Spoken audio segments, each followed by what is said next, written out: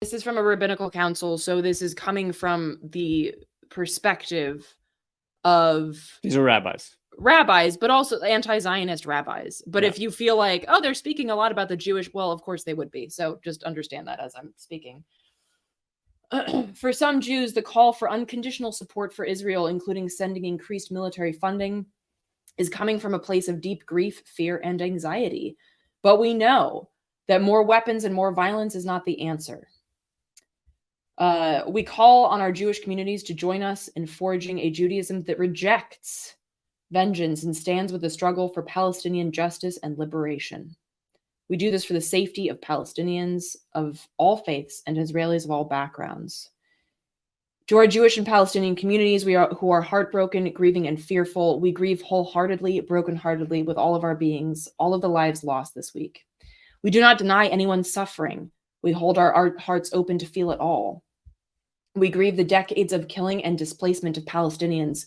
We grieve the centuries of anti-Semitism and violence against Jews that fuel many's belief that perpetrating this kind of violence is the only way to secure our people's safety. We who care for Palestinian, Jewish, and all people's safety are praying and working for this world. We claim Jewish tradition that has for millennia developed in opposition to empire, colonization, and nationalism. Thank you. We are rooted in our understanding of justice as freedom and safety for all people, and we are creating and living into Judaism rooted in solidarities. We look forward to a future of peace, justice, freedom, and dignity. This means, among other things, that Israel ends the blockade of Gaza, ends the occupation of the West Bank, takes down the walls, and dismantles the apartheid system.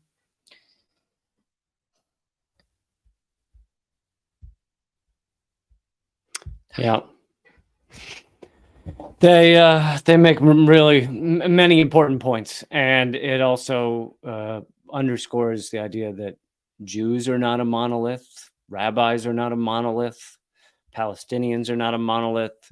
There are many rabbis, there are many Jews that are not okay with the mass atrocities being perpetrated by Israel right now. And many Jews fight against apartheid very actively. I mentioned like Electronic Intifada, Nora Barrow's Friedman, and Adam Brunberg, who we've both had on our respective shows, who co-runs an organization out of Hebron.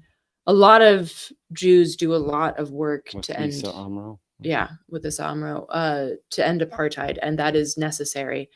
And so again, let's not lose our humanity in these moments, and let's try to find places to grieve together and grieve openly, and also understand that all of this grief is because of Israeli apartheid.